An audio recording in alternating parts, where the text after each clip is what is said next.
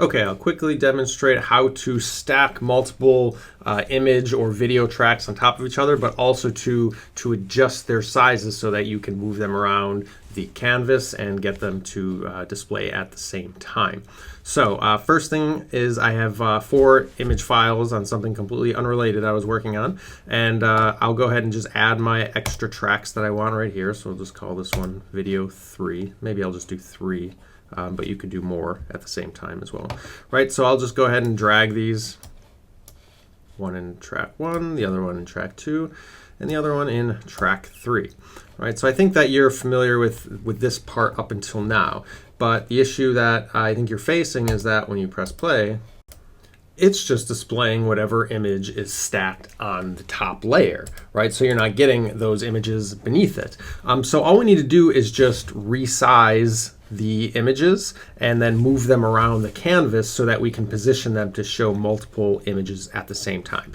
So I'm just going to double click on the images individually to resize them. So I'll start with this one on top here, double click.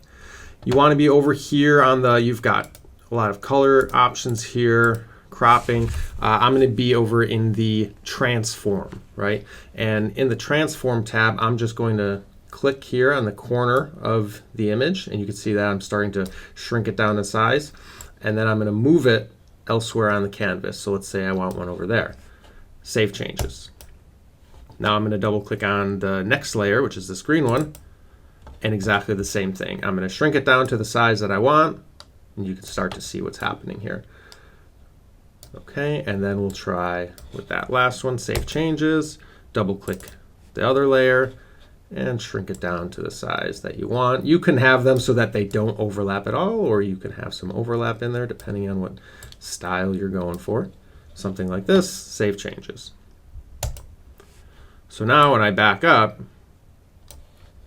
and press play, I'm of course getting all of those at the same time.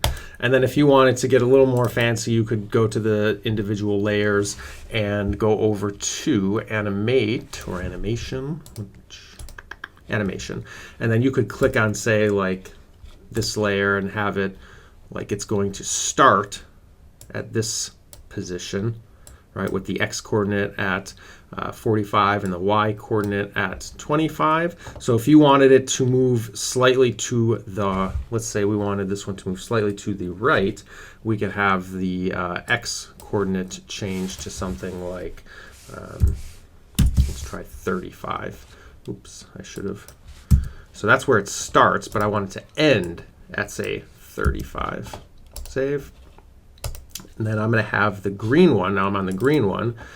I'm going to have that one move. That's all the way over there. I'm going to have it move. I don't know which. Something like that. Was I in the beginning or the end? Oh, see, again, I did that at the... That's where it starts, but I want to, where does it end? Let's just do something like that. I don't know. And then I'm going to do the final one, double click. So it starts with the y coordinate. This one maybe I'll have move up a little bit. So I'll have it, I'm not going to move the x coordinate, I'll just have it move up a bit. And let's say it's at 449. I don't know, what's 400 look like? Try that. Oh, again, jeez. Don't do what I'm doing. So that's where it starts, 449. I want it to end at 400. There we go. And I don't know how noticeable this animation will be, but here we go.